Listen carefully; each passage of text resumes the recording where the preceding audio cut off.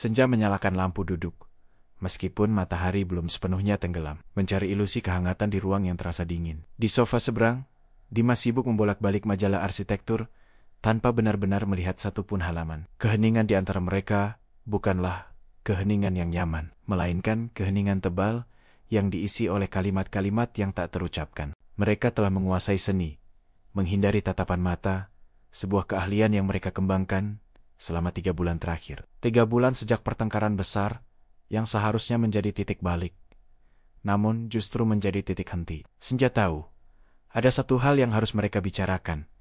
Satu kata yang tergantung di udara, namun selalu sukses mereka abaikan. Kata itu adalah perpisahan. Sebuah kenyataan pahit yang kini menjadi inti gelap dari hubungan mereka. Senja menarik napas panjang, berupaya menyusun kalimat pembuka yang terdengar netral. Ia menunjuk ke jendela, lalu ke tirai yang basah. Hujan deras sekali hari ini. Kalimatnya datar. Sebuah fakta yang paling mudah diucapkan. Dimas menutup majalahnya dengan gerakan yang terlalu cepat, menghasilkan suara gedebuk yang memecah keheningan. "Ya," balas Dimas. Suaranya terdengar kaku. "Aku lupa memindahkan jemuran di balkon tadi." Dan begitulah, topik utama mereka terhindar lagi, digantikan oleh diskusi tentang kelembaban udara dan perkiraan cuaca esok hari. Ini adalah rutinitas mereka, membangun percakapan dangkal dari hal-hal yang paling tidak penting. Senja teringat malam sebelumnya, ketika ia mencoba memulai pembicaraan tentang masa depan. Dimas langsung memotongnya dengan cerita lucu tentang kemacetan di jalan tol. Ia tahu Dimas bukan tidak peduli. Dimas hanya takut menghadapi keruntuhan yang sudah lama mereka rasakan, takut untuk mengucap kata yang akan meresmikan kehancuran itu. Cinta sejati tak perlu lidah untuk berkata. Ia cukup mata untuk menatap dan hati untuk merasa. Namun, cinta mereka kini tidak memiliki mata. Ia buta terhadap luka yang terus menganga. Senja melihat ke arah rak buku.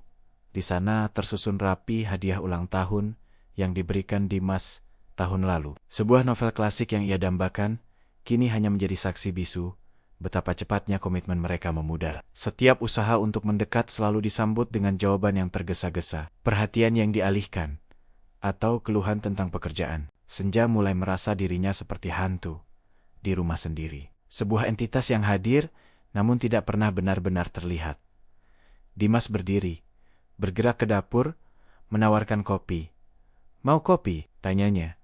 Sebuah tawaran basa-basi yang tak pernah ia sanggup tolak. "Boleh," jawab Senja, berharap kopi itu setidaknya membawa sedikit kepahitan yang jujur, bukan manis palsu dari penghindaran. Saat Dimas kembali, ia mulai bercerita panjang lebar tentang rencana renovasi kantornya. Senja mendengarkan dengan sabar, mengangguk pada poin-poin yang penting, tetapi pikirannya melayang jauh. Mengapa harus bicara soal tembok kantor, padahal tembok di antara hati mereka jauh lebih tebal dan rapuh? Kita adalah ironi yang dipertemukan.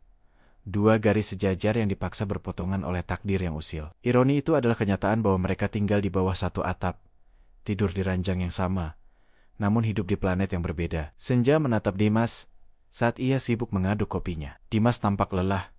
Matanya menyimpan lingkaran hitam yang lebih pekat dari kopi itu sendiri. Ia tahu Dimas juga merasakan tekanan ini. Beban dari peran sebagai pasangan yang berpura-pura baik-baik saja. Ini bukan hanya soal penghindaran. Ini adalah permainan bertahan hidup yang melelahkan. Senja mencoba lagi. "Dimas," ia memanggil. Suaranya sedikit lebih keras dari biasanya. Dimas mengangkat kepala. Ekspresi waspada muncul sekilas, sebelum ia kembali menyamarkannya. "Iya, kenapa?" tanyanya. Sambil menunjukkan layar ponsel, "Lihat deh, ada diskon besar untuk pot tanaman." Senja memaksakan senyum, memilih untuk menerima umpan pengalihan itu sekali lagi. Mereka pun menghabiskan 10 menit berikutnya berdiskusi tentang jenis tanaman yang cocok untuk indoor. Diskusi tentang tanaman monstera terasa jauh lebih aman daripada diskusi tentang masa depan hubungan mereka yang layu. Ini adalah keahlian mereka, mengubah alarm bencana menjadi melodi pengantar tidur yang menenangkan.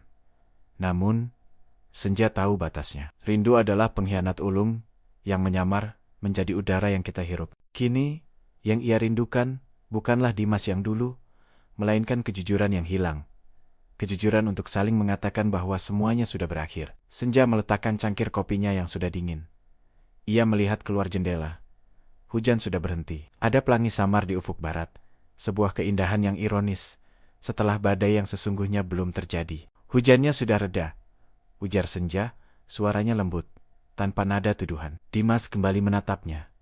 Ada jeda panjang yang lebih jujur daripada semua percakapan mereka hari ini. Jeda itu, bagi Senja, adalah pengakuan. Pengakuan bahwa mereka berdua tahu semua telah berlalu, namun bekasnya tinggal di dalam hati, seperti lumut di batu. Dimas menghela napas. Suaranya terdengar berat. Ia tidak bicara soal cuaca lagi. Ia tidak bicara soal pekerjaan. Ia hanya berdiri, berjalan mendekat, dan duduk di samping Senja.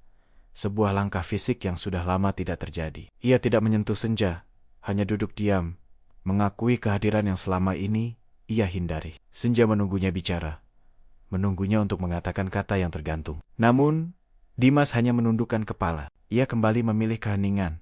Tetapi kali ini, keheningan itu terasa berbeda.